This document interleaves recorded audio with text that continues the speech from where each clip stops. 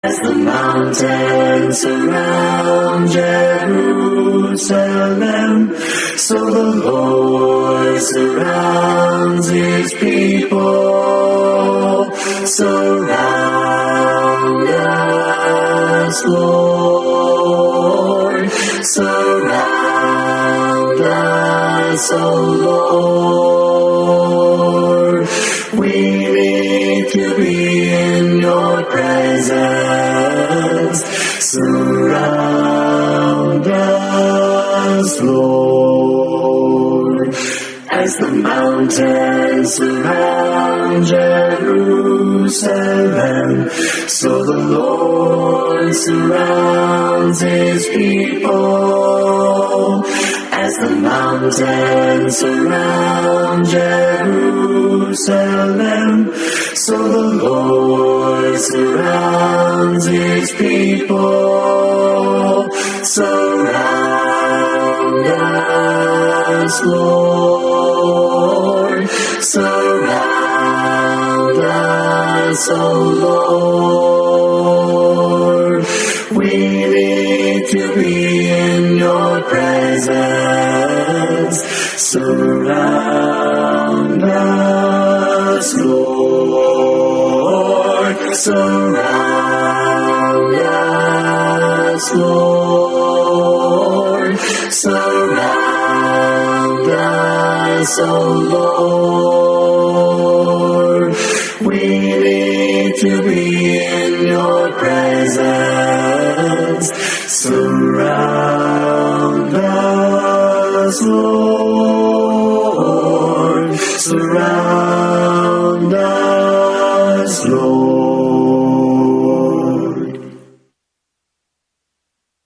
Amazing grace, how sweet the sound that saved a wretch like me. I once was lost, but now I'm found. Was blind, but now I see. 'Twas grace that taught my heart to fear, and grace my fears relieved.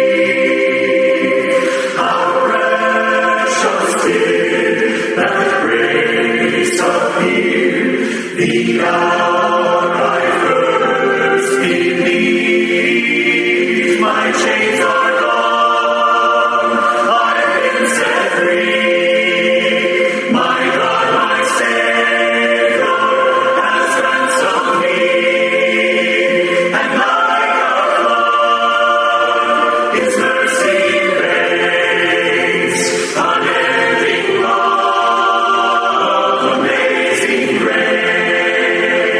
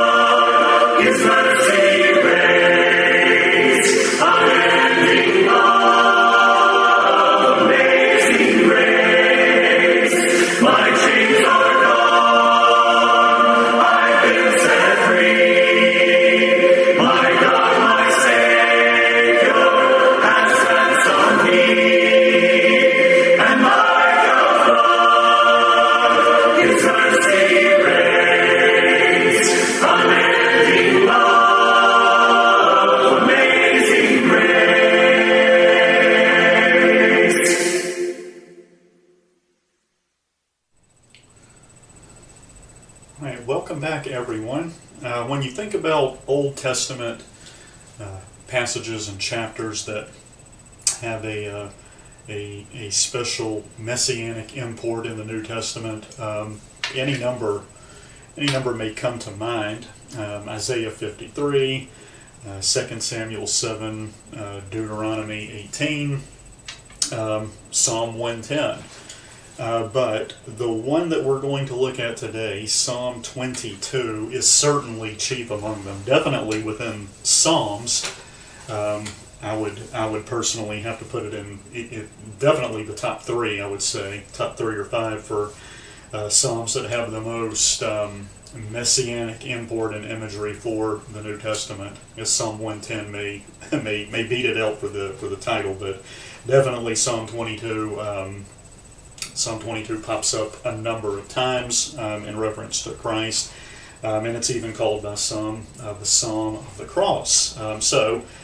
Penned by David, and like a lot of other messianic passages, sometimes as you're reading it, you can see the immediate meaning and application in the psalmist or the writer's own day. For example, Isaiah 7:14, right, a famous passage that's noted in Matthew as being a prophetic statement regarding Christ. If you go through and you read Isaiah 7 in context, you can see how what's said fits in Isaiah's own day, and then it also works later in a prophetic sense as well. I think you can see that here in Psalm 22 also. But anyway, this particular psalm is one that's rather difficult to break down. I think there are one thing that stands out about it at a high level, there are 2 major sections. Probably the easiest way to break it down, and it's also the way that Brother Waycaster has broken it up here in the JSP Tanakh version. They have it broken down into 4 sections, but I think 2 makes more logical sense. And it breaks down right around either verse 21 or 22. So the first 21 verses, I would say the first 22. This is one of the differences between Brother Waycaster's commentary and the Tanakh version, exactly where they split it at 21 or 22. But in the first part, up to that point, you have the condition of this suffering person described. A very vivid description of the condition that he's in, the dire straits, the misery. And then for the rest of the psalm, from that point forward, all the way through the end, verse 31, you have the consolation of the sufferer. So praise, strength, hopefulness, things that we've seen, typical of other psalms along in that regard. Really, the only question is, right there in verse 22, I will declare thy name unto my brethren in the midst of the congregation will I praise thee. Is that kind of a final thought for the first part regarding his condition, or is it the first thought in this consolation that follows? I'm more inclined to say it's the beginning of the second, and that's how Brother Waycaster puts it. In the JSP Tanakh version, they have it being kind of the tail end of the first part. But anyway, at a high level, if you're trying to break it down, trying to outline it, I agree with both Brother Waycaster and the Jewish Publication Society that's the way that makes the most sense. Again, they have a bit more of a breakdown in there, but they do have in the JSP version, but they do have that break at that particular point that makes sense, right? There's a shift in topic there. So before we go through and look at the individual verses, I'll note the New Testament references here. Again, there's a lot of them. And it's obvious as we're reading through the psalm. If you've read the gospel accounts in particular, there's a few outside of it, but the gospels, you'll definitely recognize some of the language that comes from this psalm. And if you just want to kind of note the references, verse 1, Matthew 27:46, verse 6, Matthew 27:39-44, verse 8. Matthew 27:39 and 43, Mark 15:29 and 30, Luke 23:35, Verse 16, John 19:37. Verse 17, Luke 23:27 and 35. Verse 18, John 19:23 and 24. Verse 22, John 20:17, Romans 8:29, Hebrews 2:12, and then verse 31, John 19:30. So again, heavy messianic import in this psalm. Even if, as you're reading through it, and you picture David writing it, you can see again the import in his own day. It notes here in the JSP Tanakh that I like to refer to sometimes to get a different perspective on Old Testament scriptures. This particular psalm doesn't have, obviously, of course, it doesn't have the same vaunted position that it does for Christians, because they don't read the messianic overtones in any of this. From the Jewish perspective, it's another psalm. In fact, one thing I found interesting in the commentary, the note that it does have here, this psalm is often read during the Jewish holiday of Purim, right, which celebrates the delivery of the Israelites from Haman's plot, as recorded in Esther. That particular event triggered a Jewish holiday that is still celebrated today. And this psalm is among the readings that take place on that holiday, because they associate the psalmist's condition and the consolation that he foresees as having to do with the Jewish people in captivity, rather than the messianic import that attaches to it in Christianity. So anyway, we'll go through, and again, notice we're reading through this passages you've definitely heard before. Undoubtedly. My God, why hast thou forsaken me? Why art thou so far from helping me and from the words of my roaring? So the whole tone is set with this opening verse.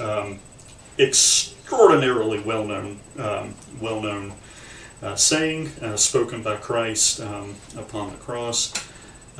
So here you have a writer who is in deep despair, being overwhelmed by his enemies.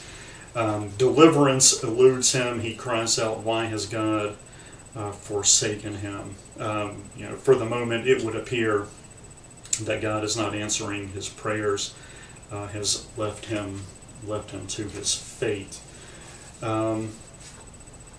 So the question obviously is this: was the psalm written as a prophecy concerning the suffering of the Messiah? Or does Jesus use it on the cross as his meditation and quote heavily from it? Right, so is this intended to foretell what he's going to say, or is it the case that as he's there in that position, he's reflecting upon this and thinking about it and quoting it, almost as if you're reciting a memory verse that's particularly comforting to you? I tend to agree with Brother Waitcaster. The former seems more likely, that it's a prophetic statement, given the fact that several of the things in the psalm that the servant suffers were never really applicable to David, right? And that's one of the things that kind of stands out. We were talking about the psalm and the psalmist's someday versus the messianic import attached to it. Okay, so twice he cries out, my God. Again, words uttered by Christ upon the cross, forsaken by men, and it seems, perhaps feels as if God has forsaken him as well. Twice the author seeks the answer, but he never loses sight of the faithfulness of God. O my God, I cry in the daytime, but thou hearest not, in the night season, and am not silent. So his cry is incessant, constant. He continues to pray. Daytime he's praying, nighttime. Now you may think of the Garden of Gethsemane. This crying out to the Father continues on, but thou hearest not. It appears that there is no response on God's part. And again, assuming that this is indeed prophetic regarding Jesus crying out, it could be related to the prayer that he utters in the Garden of Gethsemane the evening prior to his crucifixion, and then during the day while upon the cross. And as Albert Barnes, noted Old Testament commentator, points out, if Christ experienced this, then who may not? Right? If the very Son of God himself could feel this way on that occasion, then surely it's the case that we may, on occasion, feel the same way. But thou art holy, O thou that inhabitest the praises of Israel. Right? So the psalmist expresses this unwavering confidence in God, recognizing that even in the depths of despair, God is still worthy of praise. Verse 4, our fathers trusted in thee, they trusted, and thou didst deliver them. So, reflecting upon the fact that, and we've seen this in other psalms too, the psalmist reflecting on the fact that even though in his current condition things seem absolutely dire and horrendous, and it seems to be this miserable, inescapable situation, he can think back to times in the past of Israel, that they've been in similar circumstances. Things looked equally dire, and yet God came through. God delivered them. In fact, you have some psalms where the psalmist himself, David, is reflecting upon the fact that he's had circumstances, prior to the time that he's writing, when he's been in a difficult situation, and God delivered him. So, again, continue to express faith in God. They cried unto thee and were delivered. They trusted in thee and were not confounded. But, right, so ignore that, right? It's a functional meaning of the word but. So, despite that, I am a worm and no man, a reproach of men and despised of the people. Brother Whitecaster notes here that Spurgeon says, quote, this verse is a miracle in language. How could the Lord of glory be brought to such abasement as to not be not only lower than the angels, but even lower than man? What a contrast there is between I am, speaking of Jesus, referring to himself as deity, of course, hearkening back to God speaking to Moses from the burning bush, right? I am, when he asked, who shall I say sent me? Tell them I am sent you. What a contrast between I am and I am a worm.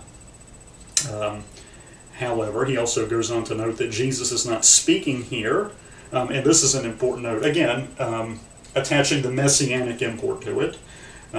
Like I said, from the traditional Jewish perspective, they would say this is the psalm, this is David reflecting on his own situation. Or, like I mentioned earlier, they would say the situation of the people in captivity, right? Looking forward and personifying that situation. It says Jesus is not speaking here of his own estimate of his own true importance and worth, but rather of the estimate that his enemies have made concerning him, as proved by the second half of the verse. So he isn't saying that so again, assuming this is Jesus' thought being prophetically conveyed in advance by David, I am a worm and no man, a reproach of men. Not his own true condition, not his own estimate of himself, but rather the way people see him, and certainly the way people are treating him. And again, just like he pointed out, I think that's borne out by everything that follows in the psalm. I think that's the case. However you're reading this, all they that see me laugh me to scorn. They shoot out the lip, they shake the head, saying, he trusted on the Lord that he would deliver him. Let him deliver him, seeing he delighted in him. So the people are ridiculing him. It's like, look, you said either psalmist or Christ. You say you put your trust in the Lord. Look at you now. Look at the situation you're in. They're laughing, they're mocking, they're ridiculing, scorning. Where is the Lord now? Why doesn't he come and save you? Right? Again, you picture Christ. If you really are the Son of God, then why doesn't your God take you down off the cross? So the very same thought that you have going on here.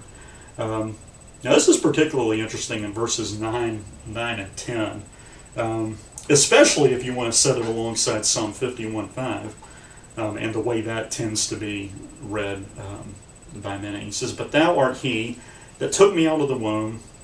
Thou didst make me hope when I was upon my mother's breast. I was cast upon thee from the womb. Thou art my God from my mother's belly.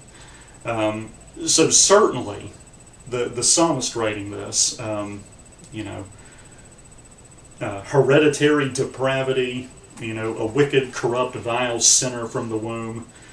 Again, some people read Psalm 51:5 that way, that one particular verse. We talked about that before, so I won't get derailed and go into that, but here's a good one to set alongside it. I was cast upon thee from my womb, thou art my God from my mother's belly. And I suppose you could say, well, if it's prophetic speaking about Christ, then you have immaculate conception, right?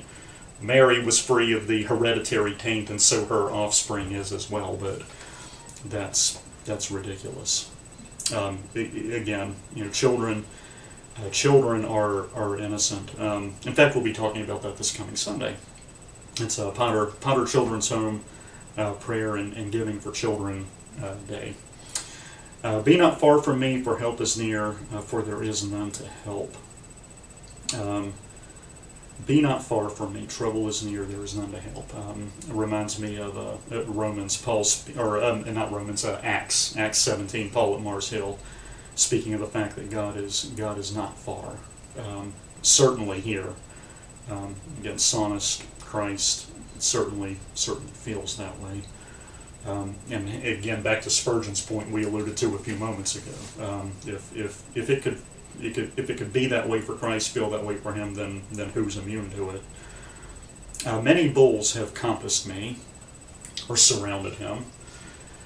Strong bulls of Bashan have beset me round.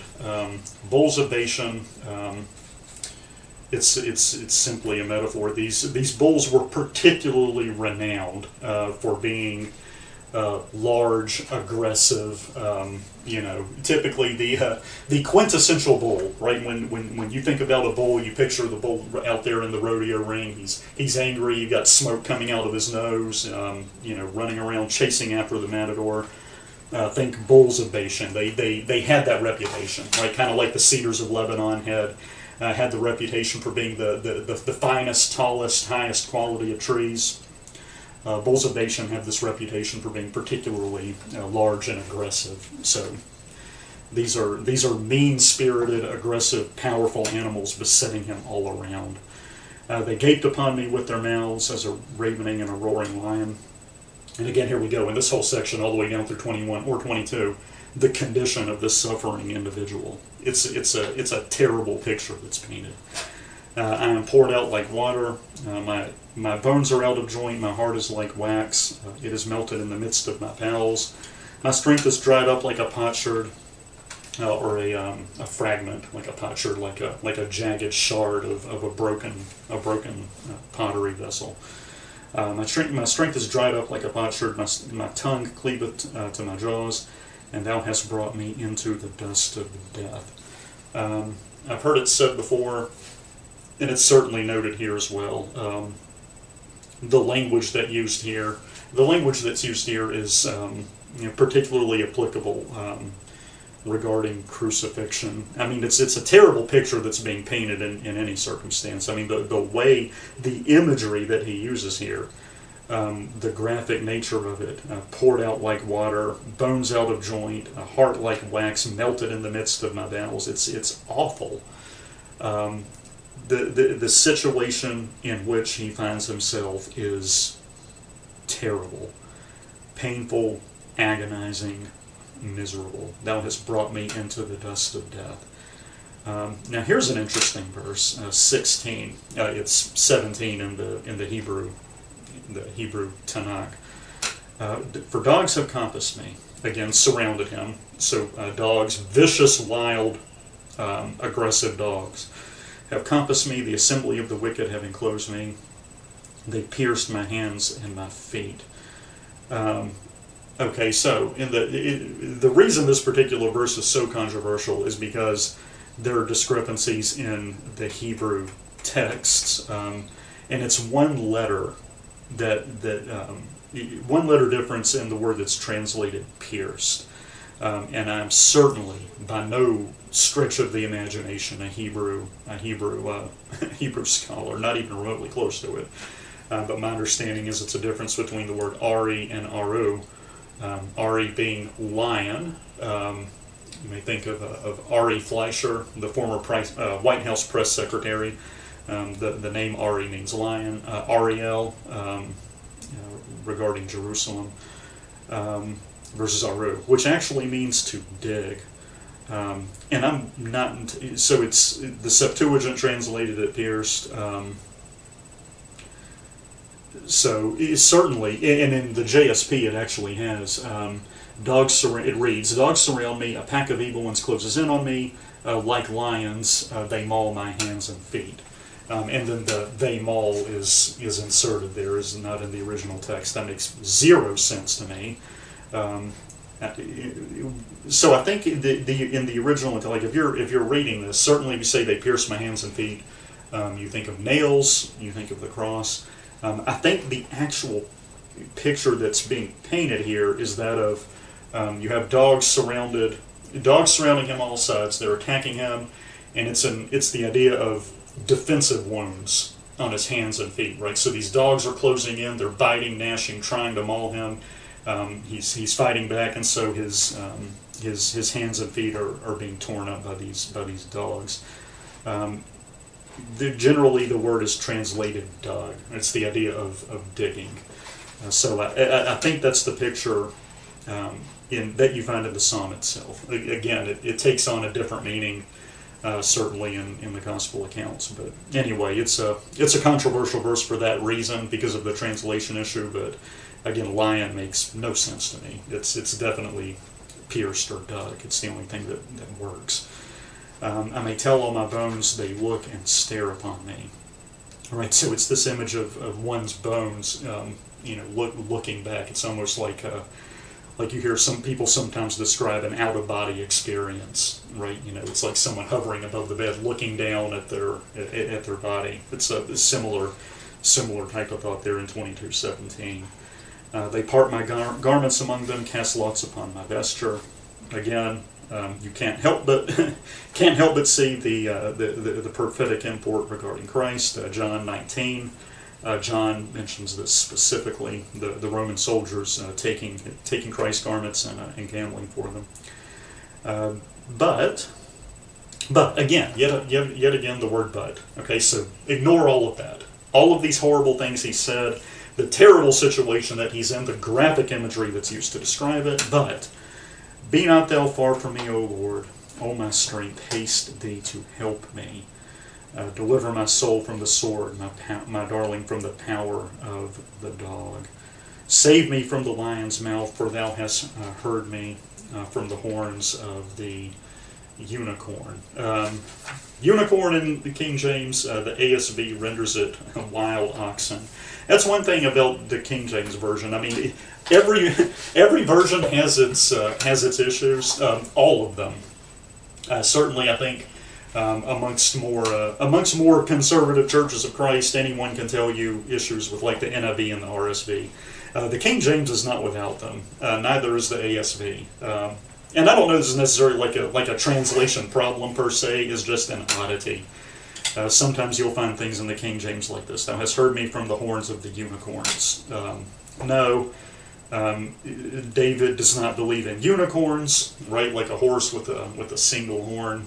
The ASV, renders it oxen, and I think that's the idea, right? It's this idea of horns, indicating power, and not unicorns. Okay, so we mentioned at the outset, right here, 21, 22, 23, there's a break. So despite all of the terrible graphic things he mentioned, despite the fact that this psalm started out with, my God, why hast thou forsaken me? Why art thou so far from helping me?" Here in 19, 20, and 21, we find this continued faith. "Be not thou far from me, O Lord, my strength. Haste thee to help me. Deliver my soul from the sword." So the psalmist, despite all of the things we've seen up to this point, has not given up, and that's extremely important. He has not given up. He still expresses faith. "Save me from the lion's mouth, thou hast heard me from the horns of the wild oxen. I will declare thy name unto my brethren. In the midst of the congregation will I praise thee." Okay, so verse 22 again. Either the end of that train of thought, or the beginning this new train of thought that's going to take us through the end of the psalm. Again, turning from the condition of the sufferer to the consolation of the sufferer, right? The sense of faith that he has despite the situation. I will declare thy name unto my brethren in the midst of the congregation. Will I praise thee? Ye that fear the Lord, praise him. All ye seed of Jacob, glorify him. Fear him, all ye seed of Israel. For he hath not despised nor abhorred the affliction of the afflicted, neither hath he hid his face from him, but when he cried unto him, he heard. You might draw a line, if you can, and I say that because in the version that I have here in my particular Bible, verse 24 is almost right beside verse 1. You could kind of draw a line between the two to link them. He hasn't hid his face from him. When he cried unto him, he heard. My God, why hast thou forsaken me? Why art thou so far from helping me? Well, he hasn't. It just sometimes can certainly seem that way. My praise shall be of thee in the great congregation. I will pay my vows before them that fear him. Not taking vows lightly. A common refrain, particularly in the Old Testament, but you find it in the New as well. When Christ speaks of not swearing at all, and we talked about this before as well. And again, I don't want to go too far off the rails on a separate thought. I don't think he means by that in a literal sense. I think he means it's better not to do it if you can't keep it, right? If you're going to swear something, if you're going to make a vow, you must keep it. And you contrast that, as he did, with the Jewish rulers who looked at such as as legal loopholes, right? It's like, well, I swear, I vow to do such and such, and they've got their fingers crossed behind their back, or they leave themselves some out to avoid doing it. It's a serious thing, and certainly the psalmist recognizes this. I will pay my vows before them that fear him. The meek shall eat and be satisfied. Thou shalt praise the Lord that seek him. Your heart shall live forever. And the ends of the world shall remember and turn unto the Lord, and the kindreds of the nations shall worship before thee. For the kingdom is the Lord's, and he is a governor among the nations. So certainly, you can look at this as, even today traditional Jewish people would. You can look at this without the messianic import, without looking at it as being prophetic statements concerning Christ, but not only is some of the things that we've seen earlier in the psalm, you kind of look at it and say, well, this really does seem certainly to fit what we find in the Gospels. It certainly works in a prophetic sense, but this latter part as well, you cannot help but be struck by the sense of prophetically looking forward to the Lord's kingdom, to the church, to the fact that it's going to be for Jews and Gentiles alike, that all nations are going to be amenable to it, and that it all has something to do with this one individual who suffered and who paid this price. The kingdom is the Lord's, he is governor among the nations. All they that be fat upon earth shall eat and worship. All they that go down into the dust shall bow before him, and none can keep alive his own soul. A seed shall serve him, it shall be accounted to the Lord for a generation. Is this referring to the church, to Christianity? You may think of it, we've been studying Galatians, right? Galatians 3, Romans 9 and 10. A seed shall serve him, it shall be accounted to the Lord for a generation. Looking forward to Christians, to the Lord's spiritual people, or looking at this regarding the remnant that's going to ultimately come out of captivity, return into the land, and there God's physical nation Israel shall prosper again. Again, two different ways to read it. They shall come and shall declare his righteousness. Unto a people that shall be born, that he hath done this.